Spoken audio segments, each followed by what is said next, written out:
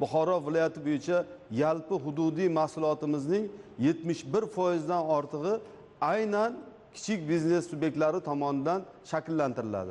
Xuddi shuningdek, sanoat sohasini 40%, qishloq xo'jaligi sohasini 99.5%ni tadbirkorlik subyektlari tomonidan amalga oshiriladi. Tadbirkorlikni yangi bosqichga chiqishi bu albatta hududimizni rivojlantirish uchun yangi imkoniyatlar eshigini ochib beradi.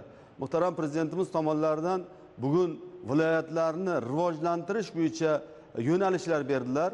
Aynan Buxoro viloyati uchun turizm sohasi ustuvor soha sifatida belgilab berildi. Ma'lumki, Buxoro viloyatida 850 dan ortiq tarixiy obyektlarimiz mavjud va bundan tashqari ziyorat turizmini rivojlantirish bo'yicha juda katta imkoniyatlar bor. Joriy yilda biz viloyatimiz bo'yicha 9 million turistlarni jalb qilishni rejalashtirganmiz.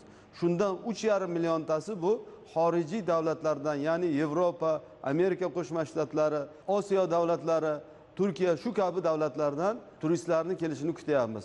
Endi birinchi navbatda ushbu turistlarga tadbirkorlarimiz tomonidan infratuzilma, imkoniyatlar, yangi xizmatlarni tashkil qilish, bundan tashqari mehmonxonalar qurish, restoranlar qurishga ehtiyoj mavjud.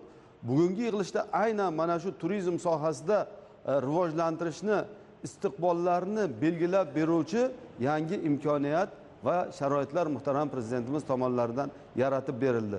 Bugungi yig'ilish tadbirkorlar uchun yangidan yangi imkoniyatlar eshigini ochyapti. Davlatimiz rahbarining yaratgan imkoniyatlari aynan ham makroiqtisodiy ko'rsatkichlarni barqarorligini ta'minlaydi. Shu bilan birga bevosita har bir tadbirkorni biznesini rivojlantirish uchun yangi imkoniyat, imtiyoz, sharoitlar eshigini ochib beradi.